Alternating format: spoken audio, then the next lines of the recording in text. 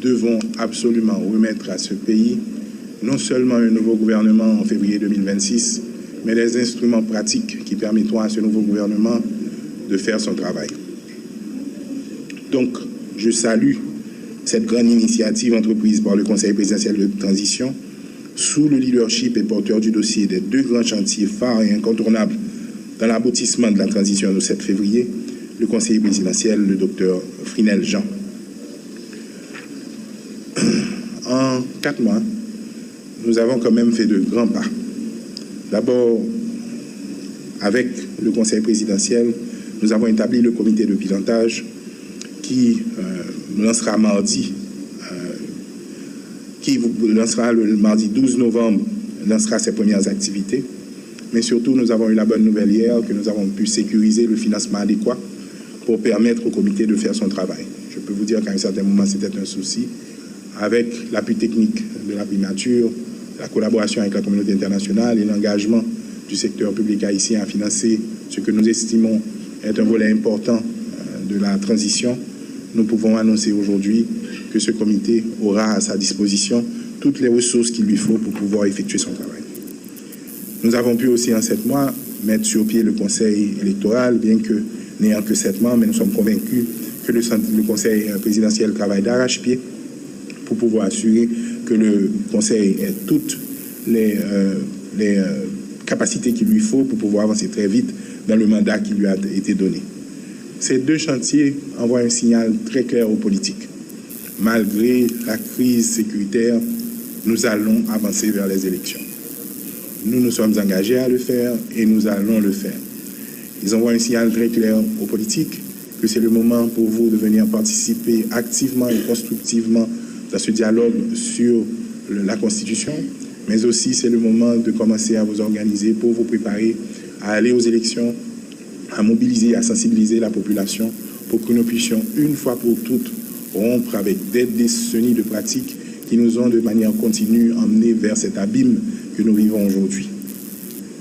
Ainsi, avec le lancement de la conférence nationale par le comité de pilotage, dont les résultats des assises serviront également à la révision constitutionnelle, le processus référendaire électoral devant s'achever entre le début et la fin de 2025 est lancé vers l'aboutissement de la transition au 7 février 2026 avec des élus à la gouvernance du pays, dont un président élu et un président ou une présidente élue, évidemment.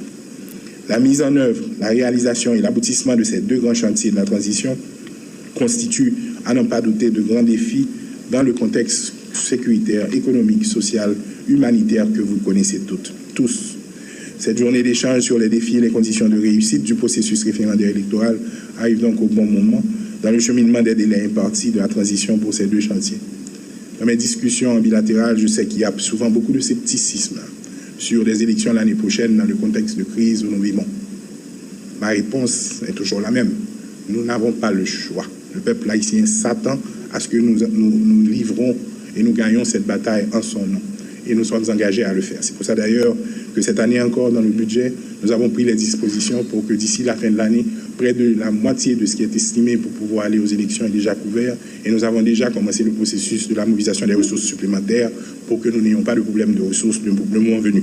C'est pour ça d'ailleurs que nous avons renforcé notre équipe pour pouvoir donner l'accompagnement qu'il faudra au CEP, au conseil, pour que lui aussi puisse faire son travail dans un environnement qui lui permettra quand même d'arriver et de maintenir un calendrier qu'il aura déterminé, j'espère, dans les prochaines semaines.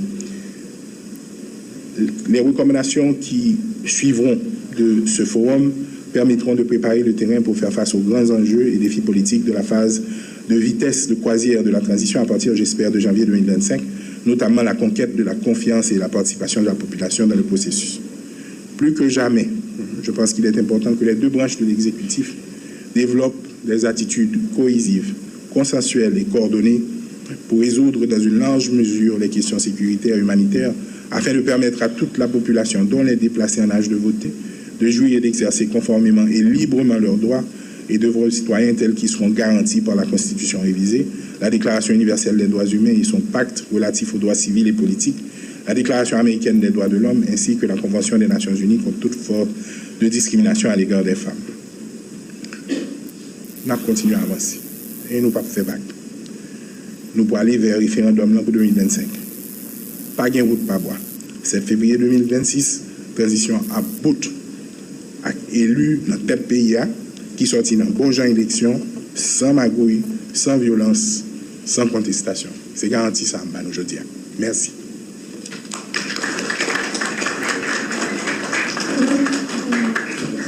Merci, Monsieur le Premier ministre. A été suffisamment élaboré. Donc, je serai excessivement bref. Le pays, encore une fois, se trouve à un moment crucial de son histoire. Le processus politique est indispensable pour nous sortir de l'impasse où nous nous sommes. Nous devons absolument remettre à ce pays non seulement un nouveau gouvernement en février 2026, mais des instruments pratiques qui permettront à ce nouveau gouvernement de faire son travail. Donc, je salue cette grande initiative entreprise par le Conseil présidentiel de transition sous le leadership et porteur du dossier des deux grands chantiers phares et incontournables dans l'aboutissement de la transition du 7 février, le conseiller présidentiel, le docteur Frinel Jean. En 4 mois, nous avons quand même fait de grands pas. D'abord, avec le conseil présidentiel, nous avons établi le comité de pilotage qui lancera mardi, qui lancera le mardi 12 novembre, lancera ses premières activités. Mais surtout, nous avons eu la bonne nouvelle hier que nous avons pu sécuriser le financement adéquat pour permettre au comité de faire son travail. Je peux vous dire qu'à un certain moment, c'était un souci. Avec l'appui technique de la primature, la collaboration avec la communauté internationale et l'engagement du secteur public haïtien à financer ce que nous estimons être un volet important de la transition, nous pouvons annoncer aujourd'hui que ce comité aura à sa disposition toutes les ressources qu'il lui faut pour pouvoir effectuer son travail.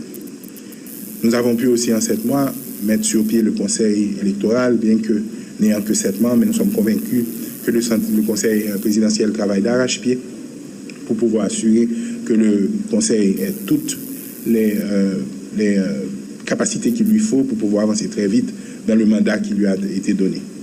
Ces deux chantiers envoient un signal très clair aux politiques. Malgré la crise sécuritaire, nous allons avancer vers les élections. Nous nous sommes engagés à le faire et nous allons le faire. Ils envoient un signal très clair aux politiques que c'est le moment pour vous de venir participer activement et constructivement dans ce dialogue sur la Constitution, mais aussi c'est le moment de commencer à vous organiser pour vous préparer à aller aux élections, à mobiliser, à sensibiliser la population pour que nous puissions une fois pour toutes rompre avec des décennies de pratiques qui nous ont de manière continue emmenés vers cet abîme que nous vivons aujourd'hui.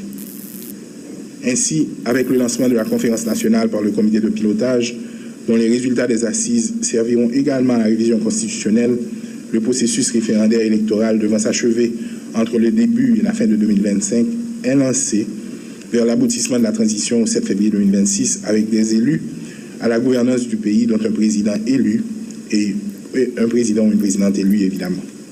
La mise en œuvre, la réalisation et l'aboutissement de ces deux grands chantiers de la transition constituent, à n'en pas douter, de grands défis dans le contexte sécuritaire, économique, social, humanitaire que vous connaissez tous. Cette journée d'échange sur les défis et les conditions de réussite du processus référendaire électoral arrive donc au bon moment dans le cheminement des délais impartis de la transition pour ces deux chantiers. Dans mes discussions bilatérales, je sais qu'il y a souvent beaucoup de scepticisme sur les élections l'année prochaine dans le contexte de crise où nous vivons. Ma réponse est toujours la même. Nous n'avons pas le choix. Le peuple haïtien s'attend à ce que nous livrons et nous gagnons cette bataille en son nom. Et nous sommes engagés à le faire. C'est pour ça d'ailleurs que cette année encore, dans le budget, nous avons pris les dispositions pour que d'ici la fin de l'année, près de la moitié de ce qui est estimé pour pouvoir aller aux élections est déjà couvert. Et nous avons déjà commencé le processus de la mobilisation des ressources supplémentaires pour que nous n'ayons pas de problème de ressources le moment venu. C'est pour ça d'ailleurs que nous avons renforcé notre équipe pour pouvoir donner l'accompagnement qu'il faudra au CEP, au conseil, pour que lui aussi puisse faire son travail dans un environnement qui lui permettra quand même d'arriver et de maintenir un calendrier qu'il aura déterminé, j'espère, dans les prochaines semaines. Les recommandations qui suivront de ce forum permettront de préparer le terrain pour faire face aux grands enjeux et défis politiques de la phase de vitesse de croisière de la transition à partir, j'espère, de janvier 2025, notamment la conquête de la confiance et la participation de la population dans le processus. Plus que jamais, je pense qu'il est important que les deux branches de l'exécutif développe des attitudes cohésives, consensuelles et coordonnées pour résoudre dans une large mesure les questions sécuritaires et humanitaires afin de permettre à toute la population, dont les déplacés en âge de voter, de jouir et d'exercer conformément et librement leurs droits et devoirs citoyens tels qu'ils seront garantis par la Constitution révisée, la Déclaration universelle des droits humains et son pacte relatif aux droits civils et politiques, la Déclaration américaine des droits de l'homme ainsi que la Convention des Nations unies contre toute forme de discrimination à l'égard des femmes. Nous continuons à avancer et nous ne pouvons pas faire bague. Nous pouvons aller vers le référendum pour 2025. Pas de route, pas bois. C'est février 2026, transition à bout, élu dans tel pays qui sortit dans bon genre élection, sans magouille, sans violence, sans contestation. C'est garanti ça, aujourd'hui. Merci.